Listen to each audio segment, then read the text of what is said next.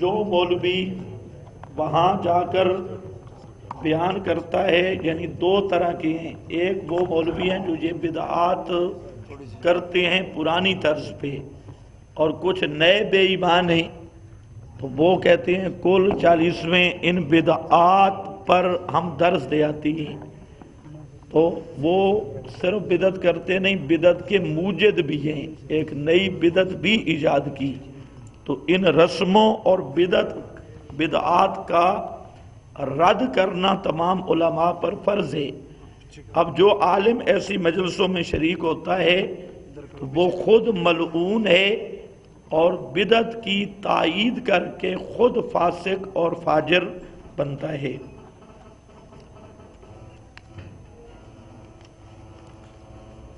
کیا واقعی 4 مہینے چلہ لگانا اسلام میں شرط ہے؟ بھائی یہ 4 مہینے چلے، سال اندرون سال بیرون، یہ نبی کریم علیہ السلام یا صحابہ سے ثابت نہیں. یہ بات ذہن میں رکھیں. بھائی نہیں، یہ نکاح کے پیسے ہم نہیں لیتے اور مولویوں کو لینے بھی نہیں دیتے. ہمارا کوئی زور شور نہیں لگا. بالکل نہیں، کوئی بھی نہیں. ہم نے یہ رسم ختم کی ہوئی ہے. یہ واحد مولوی ہے جو مفت نکاح پڑھاتا ہے. نکاح کے پیسے جیسے نہیں.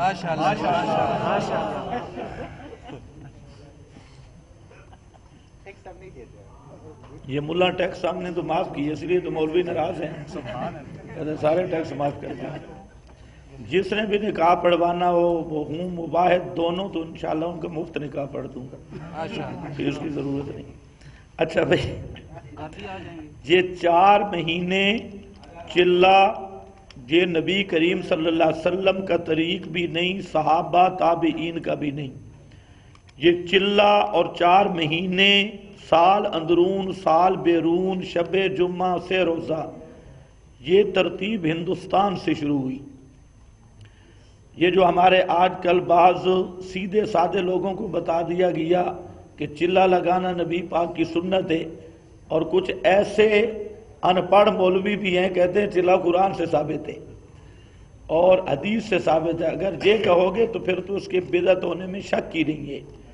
لیکن چلہ 4 مہینے یہ پیغمبر کی ترتیب بھی نہیں، صحابہ کی بھی نہیں، تابعین کی بھی نہیں. یہ ترتیب ہے مولانا محمد الیاس رحمت اللہ علیہ کی، اور اس کو اگر صرف تعلیمی ترتیب تک رکھا جاتا تو یہ بدعت نہیں تھا. لیکن آج لوگوں نے چلہ 4 مہینے سے روزہ کو ایسی قیود کے ساتھ مقید کر دیا اور پھر ان کو مقصود بنا لیا اور ان کے فضائل بیان کرنے لگے. تو جب 4 مہینے چلہ، سال اندرون بیرون سے روزہ، اس کو مقاصد بنا لیا جائے اور اسی فی نفسی ان دنوں میں اس ترتیب کو دین سمجھا جائے تو پھر یہ نری گمراہی اور نری ضلالت ہے.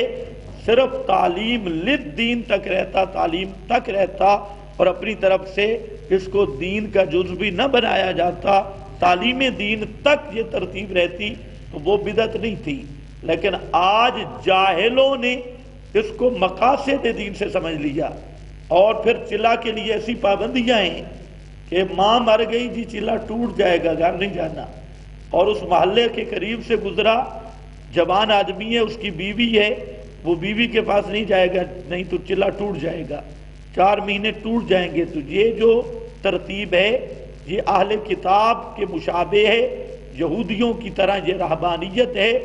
اگر چلہ 40واں پھر کہہ رہا ہوں، بعض کو میری باتیں سمجھ بھی نہیں آتی، اور سے روزہ اس کو تعلیم دین کے لیے سمجھا جاتا، مقاصد نہ سمجھا جاتا، پھر دین یا جز دین کا نہ سمجھا جاتا تو وہ بدعت نہیں تھا. لیکن آج چونکہ مقاصد اور دین بلکہ لڑتے ہیں چلہ کے بارے میں کچھ اخواہ سے روزہ، اور اس کو مقاصد سے سمجھ لیا گیا، تو اس لیے اس کے بدعت ہونے میں شک نہیں. علماء ربانیین پر لازم ہے کہ لوگوں کو بتلایا جائے کہ یہ پیغمبر کی ترتیب نہیں، صحابہ کی ترتیب نہیں. میرے پاس ایک طالب علم پڑھتا تھا، اس نے اپنے والد کو اتنی بات کی کہ یہ روزہ اور چلہ یہ نبی کریم صلی اللہ علیہ وسلم کی ترتیب میں نہیں ہے، تو اس نے کہا میں گھر سے نکال دوں گا۔ آپ نے ساری زندگی سے روزے لگائے اور چلے لگائے۔ اور یہ جو ہمارے پشتو والے ساتھی ہیں، یہ تو ماشاءاللہ سمجھتے ہیں کہ پیغمبر اور صحابہ یہی کام کرتے تھے جو ریبنڈ والے کرتے ہیں، یہ تو لڑ بھی پڑتی ہے۔ تو اس لیے نبی کریم علیہ السلام اور صحابہ سے یہ ثابت نہیں، اور اس کو دین سمجھنا، مقصد سمجھنا خالص گمراہی اور خالص بدعت ہے۔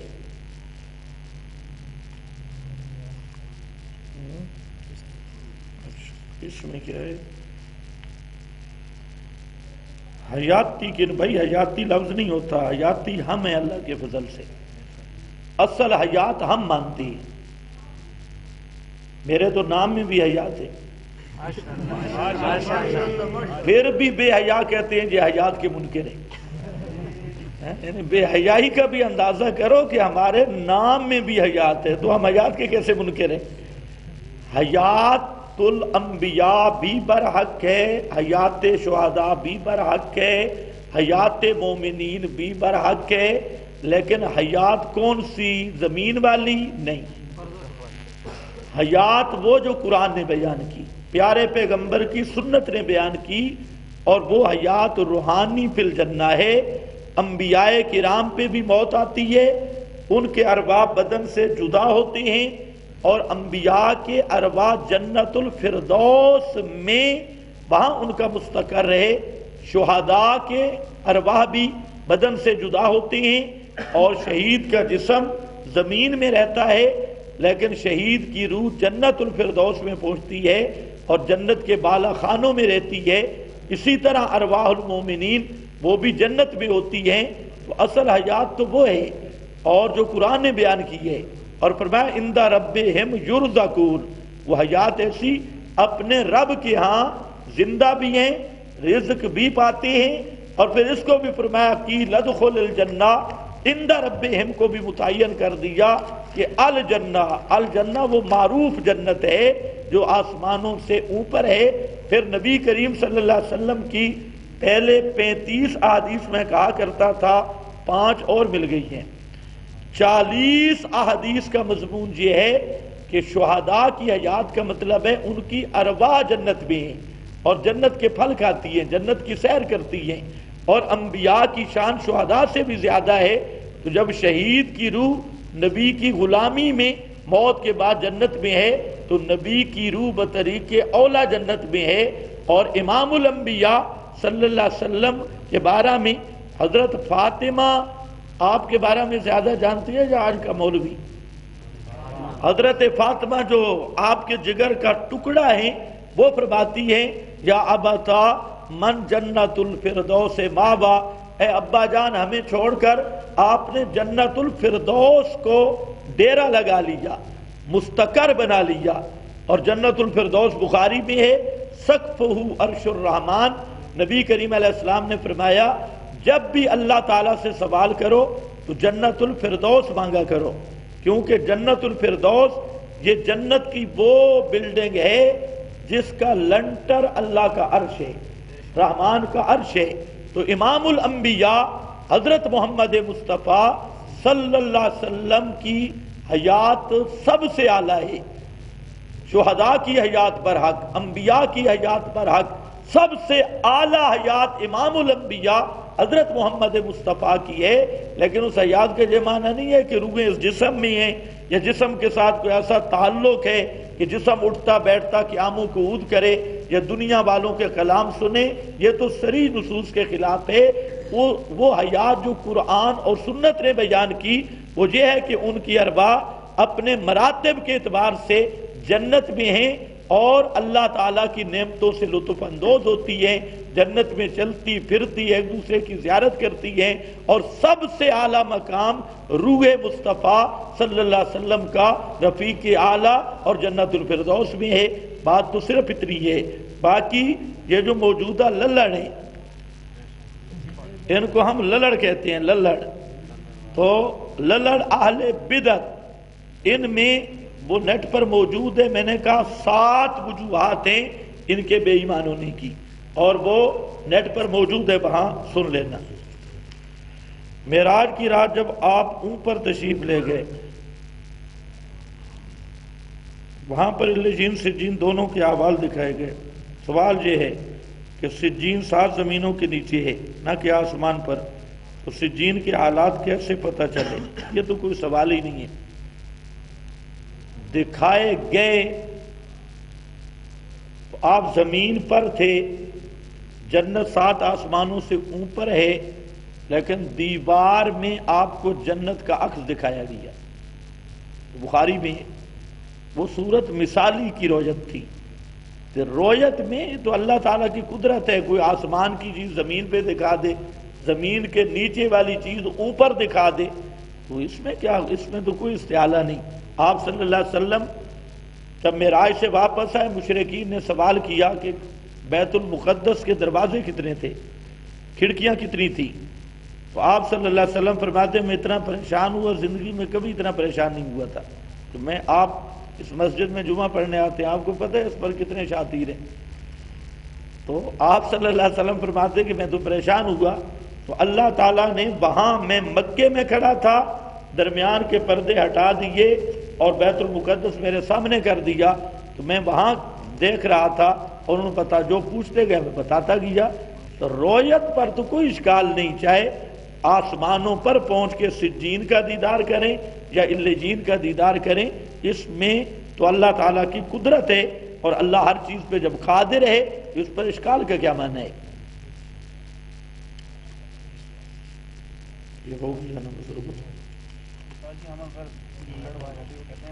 کیا آپ اعادہ روح کے قائل ہیں؟ جو اس بدن کے اندر کسی نبی ولی کی روح کو موت کے بعد مانتا ہے، وہ 80 آیت قرآن کا منکر اور پکا کافر ہے۔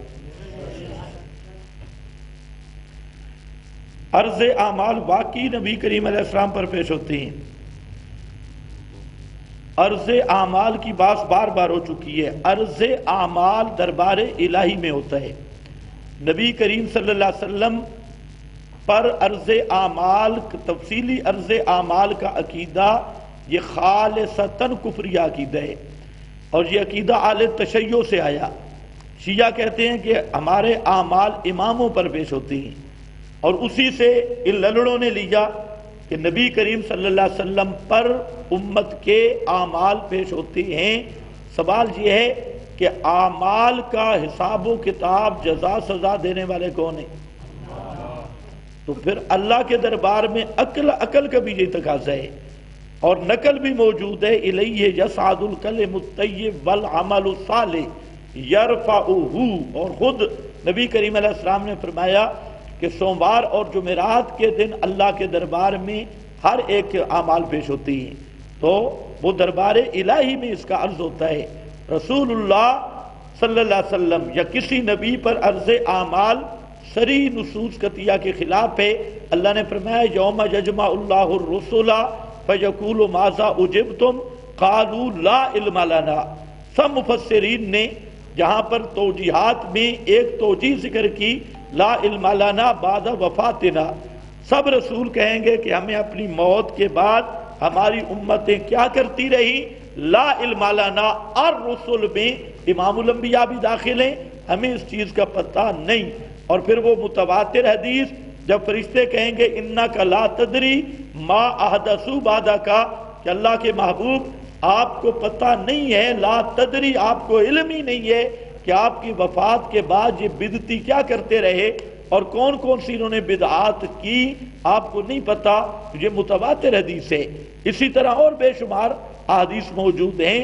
تو عرض اعمال کا مخلوق پر ہونا اور نبی کریم صلی اللہ علیہ وسلم کے دربار میں ہونا، یہ قرآن کے بھی خلاف ہے، احادیث صحیحہ کے بھی خلاف ہے، بلکہ خود نبی کریم صلی اللہ علیہ وسلم نے فرمایا کہ میں نے اللہ تعالیٰ کے سامنے عرض کی کہ یا اللہ میری امت کا معاملہ میرے سپرد کر دے۔ اللہ نے فرمایا نہیں، سترتھا عنکا، تجھ سے بھی تیری امت کے اعمال کو چھپا کے رکھوں گا تاکہ قیامت کے دن تیرے سامنے بھی تیری امت رسوا نہ ہو۔ یہ صحیح حدیث موجود ہے۔ اسی طرح بے شمار نصوص موجود ہیں۔ تو یہ اصل میں یہودیوں سے رافضیوں میں یہ عقیدہ آیا، اور چونکہ رافضیوں سے یہ گھمن پارٹی نکلی ہے، تو گھمن پارٹی اور یہ اتحادی شیاطین انہوں نے یہ عرض اعمال کے عقیدے کا پرچار کیا۔ اللہ یتوفی الانفس حین موتها، الانفس سے ارواح مراد لی جائے تو موتہا کی ضمیر بھی الانفس کو راجع ہوتا ہے، تو پھر کون سا اشکال ہے؟ الانفس کی طرف اگر ضمیر راجع ہو جائے تو کون سا استحالہ ہے؟ صرف یہ کہ موت کی نسبت روح کی طرف ہوگی، تو اس میں کیا ہے؟ روح کی بھی موت ہے۔ سب مفسرین لکھتے ہیں موت روح ہے مفارقتھا عن البدن، موت کی روح کی موت کا معنی اس روح کا بدن سے جدا ہو جانا، تو یہ روح کی موت ہے، تو دونوں طرف نسبت ہوتی ہے۔ اللہ یتوفی الانفس، الانفس سے مراد سب مفسرین نے ارواح لیے، اور موت کی نسبت روح کی طرف بھی ہے، جسم کی طرف بھی ہے۔ جسم کی طرف اس لحاظ سے کہ جسم روح سے خالی ہو گیا، اور روح کی طرف اس حیثیت سے کہ روح جسم سے جدا ہو گئی، تو موت الروح ہے مفارقتہ عن البدن، تو اس میں کون سا استحالہ یا کون سا اشکال آ گیا؟ بخاری میں امام بخاری نے باب بندھا ہے کہ بتی اور باغی کے پیچھے نماز جائز ہے۔ تو میرے پاس بخاری پڑھ، پھر تجھے پتہ چلے۔ تجھے بخاری آتی نہیں، بخار آتا ہے، نہ تجھے باب کا پتہ اور نہ اگلی بات چلو زیادہ سخت ہے، ایسی کوئی بات نہیں وہاں۔ بل احیاء عند ربہم، شہید اگر اپنے رب کے ہاں علیین میں زندہ ہیں۔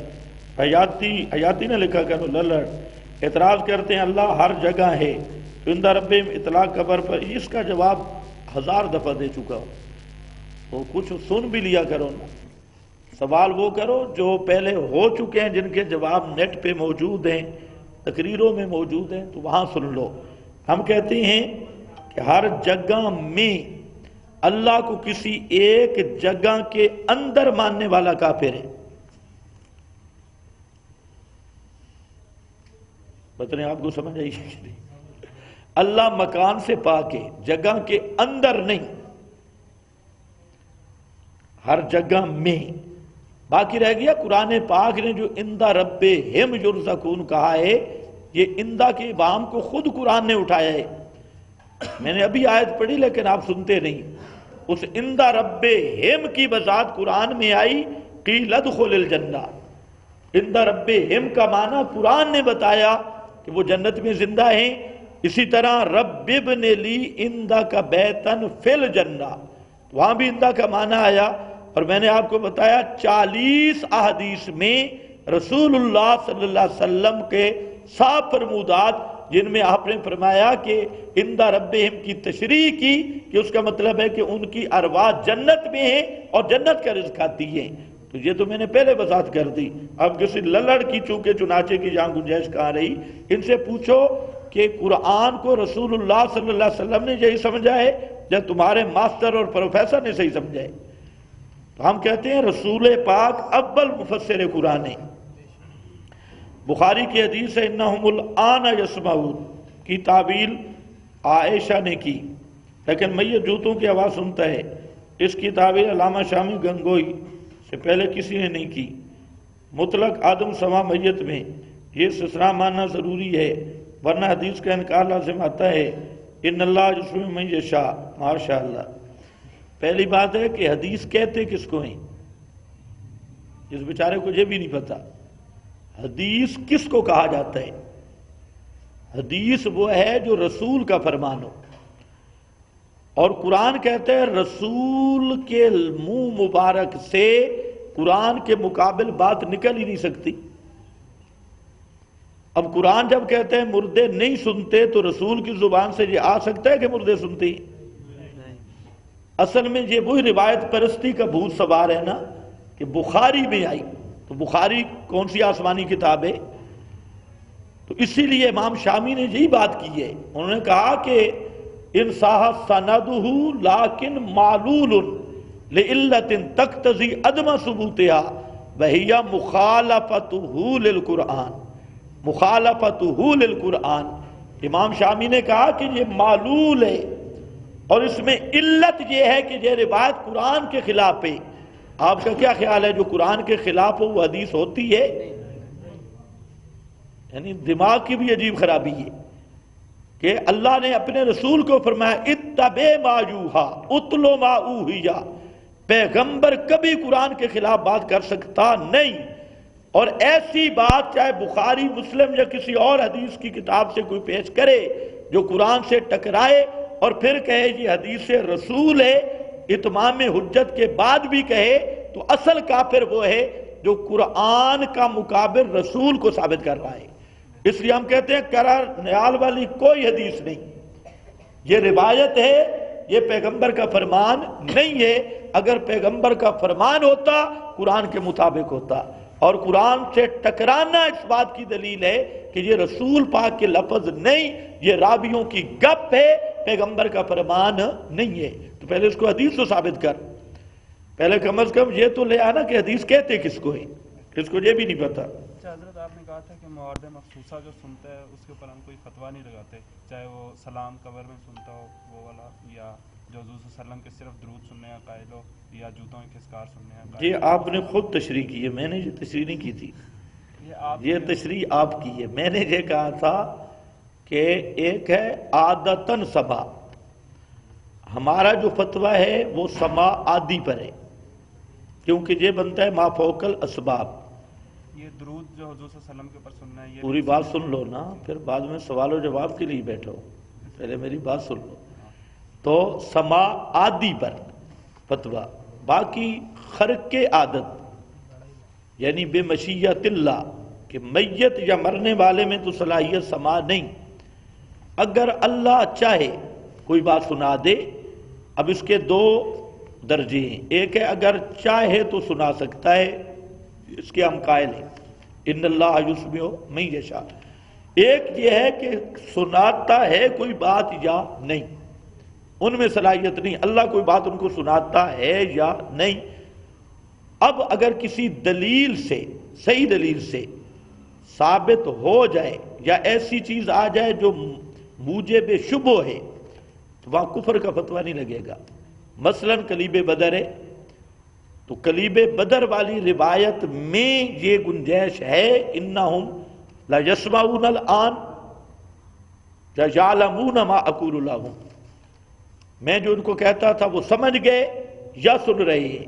تو اس جزئی واقعہ جو کلیب بدر کا ہے، اس کے سماع کا کوئی قائل ہو تو وہ کافر نہیں ہے، کوئی تعویل کرے تب بھی کافر نہیں۔ وہ مقصود جو مردے کلیب بدر میں پڑے تھے، اب وہاں پر حدیث آ گئی اور اس میں حدیث کے مفہوم میں اختلاف ہوا۔ حضرت عائشہ رضی اللہ تعالیٰ عنہ نے یہی فرما دیا کیف یقول رسول اللہ وقد قال اللہ انک لا تسمع الموتى، تو انہوں نے پھر اس روایت کا معنی اور کیا۔ اسی طریقہ سے دوسرا جو مورد پیش کیا جاتا ہے جو موجب شبہ ہے، وہ لا یسمع قرأ نعالہم، اس پر موجب شبہ ہونے کی وجہ سے اگر کوئی صرف اس چیز جزئی کا قائل ہوگا تو اس پر وہ شرک کا فتویٰ نہیں ہوگا، اس کا حکم جدا ہوگا، کیونکہ وہ ما فوق الاسباب عادت نہیں مان رہا، وہ صرف ایک جزئی کو مان رہا ہے۔ اب اس کے علاوہ جو ہے سلام سننے پر کوئی روایت نہیں، یا استشفاء یا پکار سننے پر کوئی روایت نہیں، بلکہ جو کسی قبر، نبی کی قبر پر یا کہیں جا کر پکارتا ہے اور سفارش کرواتا ہے ادعو اللہ، یہ پکار ہے، اور قرآن کی نص موجود ہے ان تدعوہم لا یسمعوا دعاءکم، اگر تم پکارو وہ تمہاری پکاریں نہیں سنتے۔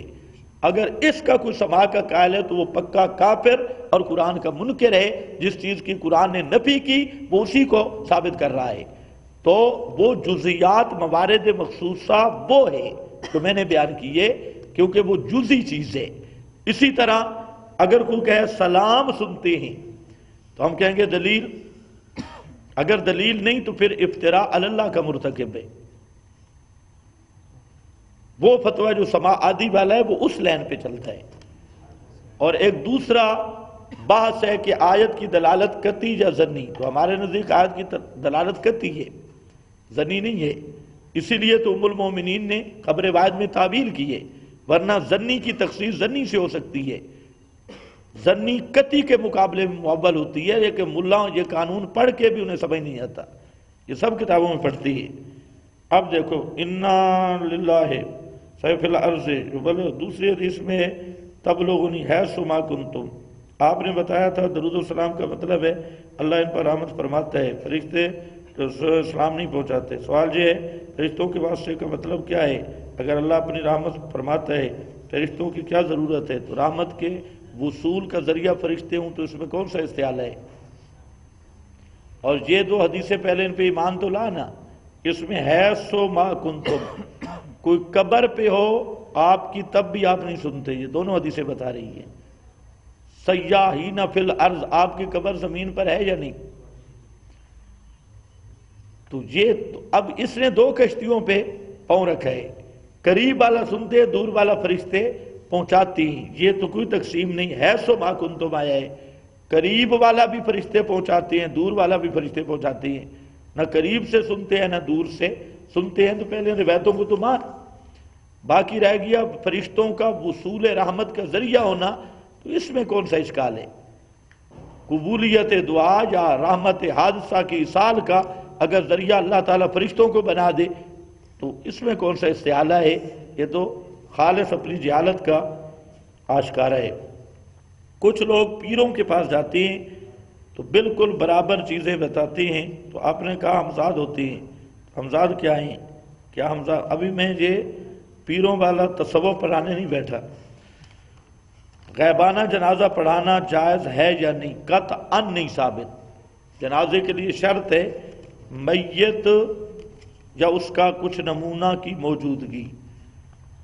تبلیغی حضرات کہتے ہیں غیروں سے نہیں ہوتا اللہ سے ہوتا ہے، یہ بھی کہتے ہیں کہ مثبت انداز اختیار کرو، یہ بھی کہتے ہیں دنیا میں سب سے زیادہ کافر ہماری دعوت کی برکت کی وجہ سے مسلمان ہو رہے ہیں، آپ کی دعوت سے لوگ متنفر، یہ ان کی جہالت ہے، ان بیچاروں نے قرآن پڑھا ہی نہیں، اور رائے بنڈیوں کا اصول ہے کہ کافر کو دعوت دینی نہیں ہے، یہ مفتی ظفر علی خان کی اپنی شہادت موجود ہے، ریبنڈ کا اصول ہے کسی ہندو سکھ مجوسی عیسائی کو اسلام کی دعوت نہیں دے سکتے، تو پھر تمہاری دعوت سے کیسے مسلمان ہو رہے ہیں؟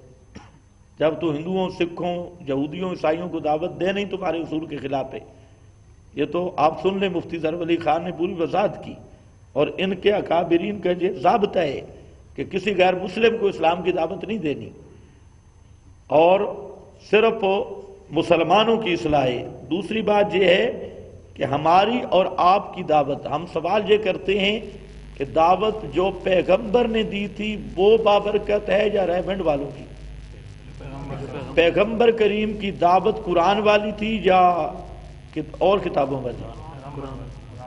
اب یہ قرآن والی دعوت ریبنڈ کیوں چھوڑ چکی ہے؟ دروس قرآن، ترجمہ قرآن، تفسیر قرآن، انہوں نے تو اپنی نصاب بنایا ہے، تو اسی سے فیصلہ ہو جائے گا جس نصاب سے پیغمبر کریم نے دعوت دی وہی نصاب ہے برکت والا، اور جو پیغمبر کے نصاب کو چھوڑ گیا تو وہ پیغمبر کا طرز کہاں سے لے گا، پیغمبر کا نہج کہاں سے لے گا؟ اسی بات کو سوچ لو تو سارے مسئلے حل ہیں۔ اگر مرنے کا جسم روح کا تعلق نہ مانا جائے، بھائی یہ باتیں بار بار ہو چکی ہے، عذاب قبر کیسے ہوگا؟ میرا خیال ہے کوئی نیا آیا، جو مسئلے پہلے بیان نہیں ہوئے اس پہ ہماری تقریریں موجود ہیں، درس تدریس موجود ہے، نیٹ پر رجوع کریں، عذاب قبر پر پوری بحث موجود ہے۔ اگر کوئی نبی اکرم کے لیے قبر کے نزدیک سے بلا واسطہ مطلقاً سما کا قائل ہو، عام مردوں کے لیے مطلقاً عدم سما کا عقیدہ رکھے لیکن مطلقاً قائل نہیں، سما پر کوئی فتویٰ نہ لگائے، پتہ تیرا رکا کیا ہے؟ جو آدمی رسول اللہ صلی اللہ علیہ وسلم کے بھی سما آدی کا قائل ہے وہ ابو جہل کی طرح مشرک ہے۔ بے شک بے شک۔ آپ مجھے بتائیں، ایک آدمی کہتا ہے کہ رسول اللہ صلی اللہ علیہ وسلم اور اللہ تو نہیں ہے، مختار کل بھی نہیں، لیکن بیٹا دینے پر قادر ہے، ایسا کدھر رکھنے والا مسلمان ہوگا؟ کیوں وہ تو کہتے ہیں صرف بیٹا دے سکتی ہے۔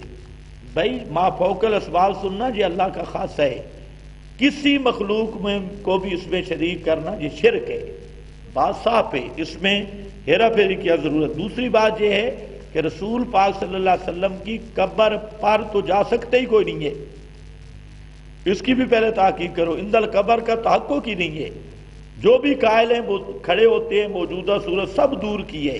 تو یہ نزدیک کا دھوکہ دیتی ہیں. پہلے ان کو یہ کہو ذرا یہ ثابت کرو کہ رسول پاک کی قبر کے قریب کوئی جا سکتا ہے؟ قبر مبارک کہاں ہے؟ یہ کہاں کھڑے ہوتے ہیں؟ پھر یہ موجودہ للڑ ہیں مسجد نبوی کی حدود سے، اور وہ 4-5 کلومیٹر ہے. وہاں ہم ایک دن پورا مسجد نبوی کا ہم نے کہا ذرا پھرتے ہیں، سارا دن پھر تھک گئے. مسجد نبوی ختم نہیں ہوئی. مسجد نبوی پورے شہر مدینہ پہ، آپ کے زمانے میں جتنا مدینے کا شہر تھا وہ سب پہ مسجد نبوی ہے. اور للڑ کہتے ہیں کہ مسجد نبوی کے جس کونے سے بھی جتنا ایسا درود پڑھا جائے آپ سنتے ہیں. تو ہمارا سوال ہے یہ تحت الاسباب ہے یا فوق الاسباب ہے؟ اگر تحت الاسباب ہے تو اس کے اسباب لائیں، ثابت کریں. اگر فوق الاسباب تو رسول پاک کے لیے ما فوق الاسباب سما کا عقیدہ رکھنے والا وہ کٹر کافر اور مشرک ہے اور قرآن کا منکر ہے. نماز کے لیے جب مسجد میں اذان ہو جائے، بس بھائی زیادہ پرچیاں آئندہ جمعے پر تک رکھو. پھر اب چاند ایک بہت لمبا وقت نہیں ہونا چاہیے. نماز کے لیے جب مسجد میں اذان ہو جائے تو گھر میں اقامت کہہ کر گھر کے افراد جماعت کرا سکتے ہیں یا نہیں؟ دوبارہ اذان دینے کی ضرورت ہے یا نہیں؟ نفل نماز اشراق، چاشت نماز، تسبیح وغیرہ آپ سے ثابت ہیں یا نہیں؟ ان کے بارے میں برائے کرم بتائیں. پوری کتاب لکھوائیے. پہلی بات تو یہ ہے کہ اگر مسجد میں امام صحیح العقیدہ ہو، بدعتی نہ ہو، تو گھر میں نماز پڑھنا گناہ ہوگا بغیر عذر کے. اگر کوئی شرعی عذر ہے تو الگ بات ہے، لیکن بلا عذر جماعت چھوڑنا یہ جائز ہی نہیں. تو مسجد کے اندر جماعت کے ساتھ نماز پڑھی جائے گی.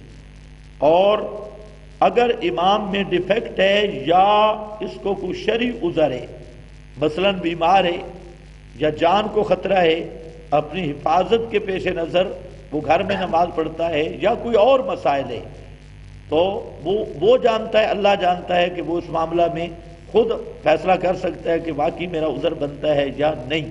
وہ معذور آدمی صاحب عذر وہ گھر میں نماز پڑھ سکتا ہے. اقامت اذان دونوں کہہ لے تب بھی ٹھیک ہے، اذان اور اقامت میں سے ایک کہہ لے تب بھی ٹھیک ہے. ایک کہہ لے تو اقامت کہنا بہتر ہے، اور اگر بغیر اقامت کے پڑھے تب بھی اس کی نماز ہو جائے گی، لیکن بہتر یہی ہے کہ اقامت کہے.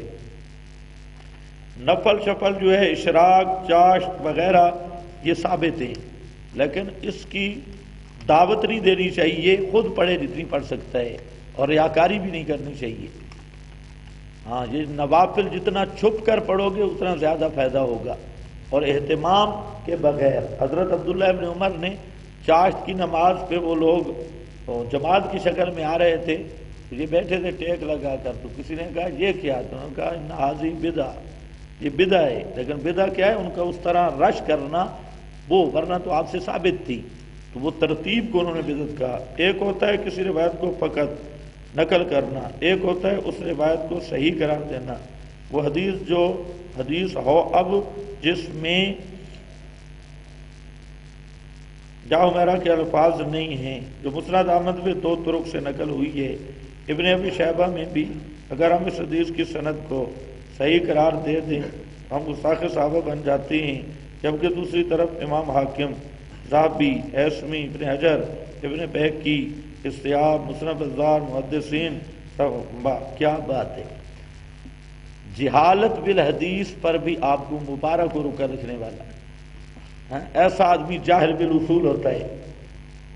اگر یوں کرو گے نا تو پھر ابن ماجہ میں روایت ہے کہ قرآن کا کچھ حصہ بکری کھا گئی، تو مسند احمد میں پھر رہا ہے.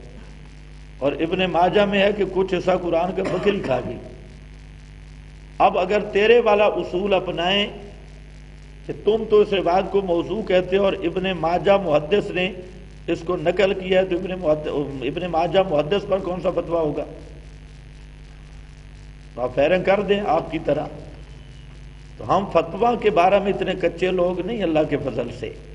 بات یہ ہوتی ہے جب محدث کسی سند سے بیان کرتا ہے تو وہ اگر کسی روایت کو صحیح کہتا ہے تو وہ اپنے اصول کے مطابق اس کو صحیح کہتا ہے. اس کا یہ معنی نہیں کہ ایک محدث ایک حدیث کو صحیح کہے تو وہ بھی صحیح. ایک دوسرا، ہر صحیح حدیث، کسی حدیث پر صحت کا حکم لگانے والا محدثین کے ہاں علل کا بھی ضابطہ ہے۔ ایک روایت پر صحیح کی تعریف سچی آتی ہے، راوی سب سے کہیں روایت سند متصل ہے، اور اس صحت والی جو انہوں نے تعریف کی محدثین نے اپنی طرف سے تعریف کی ہے، یہ کوئی قرآنی تعریف نہیں ہے، تو وہ تعریف سچی آ رہی ہوتی ہے، اور فن کی حیثیت سے اس تعریف کے مطابق وہ روایت صحیح ہوتی ہے، لیکن دوسری ایسی علت اس میں ہوتی ہے جس کی وجہ سے بالکل موضوع اور من گھڑت ہوتی ہے، اور ان علل میں سے ایک علت یہ ہے کہ ایسی روایت جو کسی صحابی کو بدنام کرے اور یا صحابی کی توہین کرے یا صحابی پہ جرح کرے، ایسی روایت اس میں جو مستقل علت ہے۔ اسی طرح ایسی روایت جو عموم بلوہ میں ہو تو سب اہل اصول نے لکھا ہے باخبر روایت حجت نہیں، صحیح سند والی۔ اسی طرح ایسی روایت جو قرآن سے ٹکرا جائے اس کی سند بالکل صحیح ہو، لیکن اس میں علت یہی ہے تقتضی بعلت وہی مخالفتہ للقرآن۔ میں نے آپ کو سنا بھی دیا ہے۔ بہرحال یہ رکا لکھنے والا اول تو اس سوال و جواب کے بعد میری ملاقات کر لے تو اس کو انعام بھی دوں گا میں، کہ ایسی جہالت بالحدیث بھی ماشاءاللہ آپ کا خاصہ ہے۔ علامہ عینی حنفی عمدۃ القاری میں لکھتے ہیں من انکر الحیات فی القبر وهم الموت ومن نہا نحوهم، یہ اتنی عبارت نہیں، اس بچوں کو کہو ذرا پیچھے اور آگے بھی پڑھ، یہ درمیان میں سے چوہوں کی طرح ٹکڑا لینا اور آگے پیچھے عبارتیں چھوڑ دینا، تو یہ چوہوں کا کام ہے یا اہل رفض کا کام ہے؟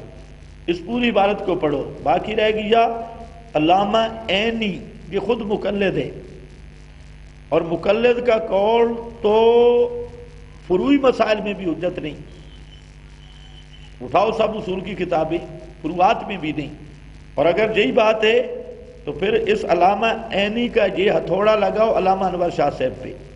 علامہ انور شاہ صاحب نے مشکلات القرآن میں لکھا ہے مانا حیات انس کہ تعلق روح ببدن است با در قبر تعلق روح ببدن اصلا نیست، کہ حیات کا معنی یہ ہے کہ روح کا جسم کے ساتھ تعلق ہو، اور قبر کے اندر روح کا جسم کے ساتھ کوئی تعلق نہیں ہوتا۔ اب یہ جو علامہ عینی والا ہتھوڑا ہے نا کہ معتزلہ کا یہ نظریہ ہے، تو معتزلہ نمبر 1 علامہ انور شاہ صاحب، اور یہی فتویٰ لگاؤ شاہ عبدالعزیز پہ، فتح العزیز میں انہوں نے یہی بات لکھی، اور یہی فتویٰ مولانا محمد قاسم نانوتوی کی آب حیات اٹھاؤ۔ یہی تو للڑوں کی بے ایمانی ہے کہ ایک عبارت پیش کرتے ہیں دوسری چھوڑ جاتی ہیں۔ ہم کہتے ہیں اکابر کی عبارات جو ہیں اس سے عقیدہ نہیں ثابت ہوتا، اور مقلد کا قول تو شرعی دلیل ہی نہیں، لیکن اگر تمہارا شوق ہے تو آؤ تمہارا اجرا بھی کرا دیتا ہوں۔ حضرت نانوتوی نے لکھا کہ شہید اور مومن کی روح کا اس بدن کے ساتھ کوئی تعلق نہیں۔ تو علامہ عینی والا فتویٰ ذرا نانوتوی صاحب پہ بھی لگاؤ کہ نانوتوی صاحب بھی معتزلی ہے، اور پھر یہی علامہ عینی اس والا فتویٰ یا خازن معالم سید محمود آلوسی، اور آگے چلو علماء دیوبند میں سے ایک بھی نہیں بچے گا جو یہ فتویٰ نہ لگائے، جو یہ اس فتوے کی زد میں نہ آئے، تو کم از کم وہ بک بک کرنی چاہیے جو خود بھی پچا سکو۔ تو اس لیے عبارتوں کو قطع برید کر کے اور بعض مجمل مجہول عبارتیں پیش کرنا یہ کوئی عقیدے کی بنیاد نہیں بنتی۔ اور ان کو تو کہو ذرا عقائد اسلام علامہ حقانی کی پڑھو، سب اکابرین نے اس کی تصدیق کی، اور علامہ حقانی تو لکھ رہا ہے کہ یہ قبر قبر ہی نہیں ہے۔ علامہ حقانی نے عقائد اسلام میں لکھا ہے کہ یہ جو قبر ہے گڑھا زمین یہ قبر ہی نہیں ہے۔ تو انہوں نے کہا کہ قبر اصل ہے ہی علیین سجین، اس پہ سب اکابر کے دستخط ہے۔ اور انہوں نے کہا کہ جو عذاب و ثواب قبر کا مسئلہ ہے علامہ حقانی نے عقائد اسلام میں وضاحت کر دی ہے۔ اب بیچارے یہ وہ عقائد اسلام انہوں نے چھپانی بھی چھوڑ دی تھی، ہم نے پھر اس کو چھپوا دیا۔ تو یہ ایسی کتابیں نہیں چھپاتے، ان کو چھپاتی ہیں وہ بیچاری حیض والی جیسے کپڑے چھپاتی ہے۔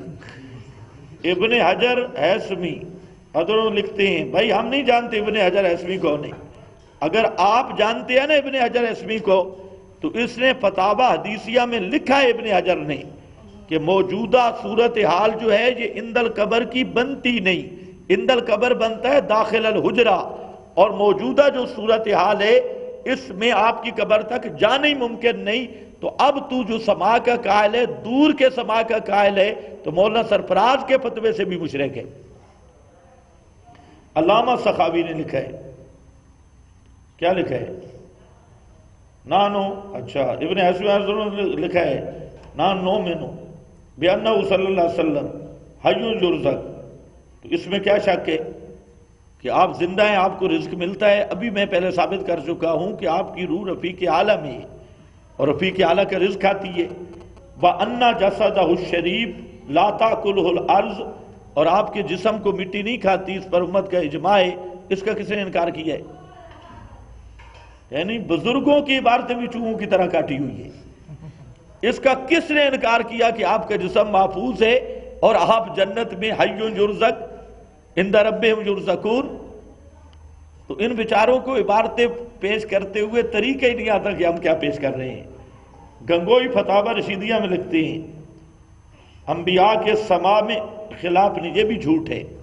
حضرت گنگوئی نے یہاں لکھا کہ جو قائل سما ہے، سما کے قائل ہیں، وہ استشفاء کے بھی قائل ہیں، اور جو سما کے قائل ہیں وہ استشفاء بھی قائل نہیں۔ پھر حضرت گنگوئی نے ایک فتویٰ لکھا جس پر 12 علماء کے دستخط ہیں کہ انبیاء کی قبور سے استشفاء جائز نہیں۔ تو حضرت گنگوئی کی اصول سے یہی انبیاء کے سما کے بھی منکر ہیں۔ تو پھر کسی کو اختلاف نہیں کا کیا معنی؟ ہاں کسی اہل بدعت کو اختلاف نہیں ہے، بدعتی سب متفق ہے۔ علامہ انور شاہ کشمیری فتح الباری میں فرماتے ہیں، علامہ انور شاہ صاحب کی فتح الباری نامی کوئی کتاب نہیں، یہ بھی جھوٹ ہے۔ علامہ انور شاہ صاحب فتح الباری میں فرماتے ہیں علامہ انور شاہ صاحب کی فتح الباری کتاب ہے ہی نہیں، وہ فیض الباری ہے، فتح الباری نہیں ہے، پہلے کتاب کا نام صحیح کر۔ ابن تیمیہ نے اپنے فتاوی میں لکھا ہے جو موت کے جسم اور روح کے درمیان بالکل تعلق نہیں مانتا وہ کافر ہے۔ تو یہ کافر بنا ذرا علامہ انور شاہ صاحب کو، اور علماء دیوبند پہ یہ کفر والی مشین چلا بے حیا با شرط خواہی کن، تو پھر یہ فتویٰ لگاتا کیوں نہیں؟ جب ہمارے سامنے پھنستے ہیں تو کہتے ہیں نہیں جی ہم کافر نہیں کہتے، تو اب لگا فتویٰ، پھر تو مزہ ہے۔ یہ بھی جھوٹ ہے ابن تیمیہ پر۔ علامہ تھانوی بیان القرآن میں لکھتے ہیں، تو علامہ تھانوی کی وہ اشرف الجواب والی عبارتیں بھول گئی ہیں۔ اگر کچھ حیا بھی ہوتی نا تو تھانوی صاحب کا نام نہ لیتے۔ تھانوی صاحب تو کہتے ہیں یہ قبر ہی نہیں ہے، اور کہتے ہیں اس گڑھے میں کوئی عذاب ثواب نہیں، سب عالم برزخ کا معاملہ ہے۔ تو اب ذرا لگاؤ تھانوی صاحب پہ فتویٰ۔ تھانوی صاحب کی یہ عبارتیں کون مانے گا؟ اشرف الجواب میں ان کی بہت ساری عبارتیں۔ تو میں کہتا ہوں 4 بزرگ ایسے لاؤ جن کی ہر عبارت پہ تمہارا ایمان ہو، لیکن اب تک تو نہیں لائے۔ سن 18 بھی گزر گیا، 19 شروع ہو گیا کہ سارے اکابر اپنی کتابوں میں لکھی ہیں، اس کا جواب سب کا ہو گیا ہے، ان سب کو تم مسلمان نہیں سمجھتے۔ جی ایک سوال ہے جی کہ یہ پوچھ رہا ہے نیٹ میں ایک بندہ ہے کہ آپ کا احمد سعید ملتانی کی جماعت کے بارے میں اور ان کے عقیدے کے بارے میں اور ان کی آخری ٹائم کے بارے میں کیا نظریہ ہے؟ کیا آپ بھائی انما الاعمال بالخواتیم، آخری ٹائم کے باطن کے حال اللہ ہی جانتا ہے۔ نہیں کہتے کہ ان کے جو عقائد تھے وہ نظریات تھے، آپ ان سے ہم یہاں پر یہ نہیں بیٹھے جماعتوں کی تقسیم کرنے، یہ پوچھنے والا بھی بیوقوف ہے۔ یہ جماعتوں کی پابندی نہیں، یہاں مسائل کی مجلس ہے۔ اور بھی کسی نے مسئلہ پوچھنا ہو، ہمیشہ سوال و جواب کی نشست میں علماء یا جماعتوں کے متعلق نہیں سوال ہوتا، یہ جو سوال ہوتا ہے مسائل کے متعلق۔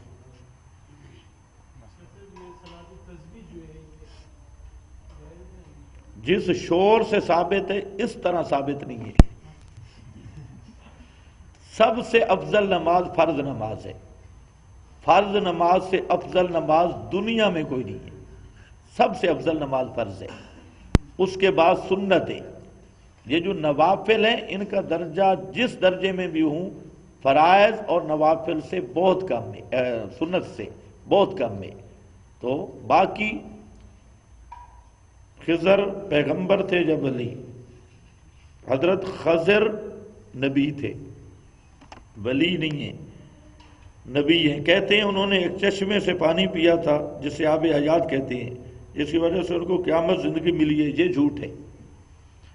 یہ جو آب حیات ہے یہ قیامت کے بعد ہوگا ماء الحیات، اور دنیا میں یہ آب حیات نہیں ہے۔ دنیا میں کل من علیہا فان، کل شیء ہالک، کل نفس ذائقۃ الموت ہے۔ یہ ماء الحیات ہے، قیامت کے دن ہوگا۔ بعض جہنمیوں کو جو مباحث گناہگار ہوں گے جہنم سے نکال کے اس چشمے میں ڈالا جائے گا، اور اس سے ان کی جو جلد جل چکی ہوگی وہ چمک جائے گی، تو وہ آب حیات ہوگا اور ماء الحیات۔ حضرت خضر نبی تھے، اور جمہور محققین کا یہ نظریہ ہے کہ وہ وفات پا چکی ہیں۔ وآخر دعوانا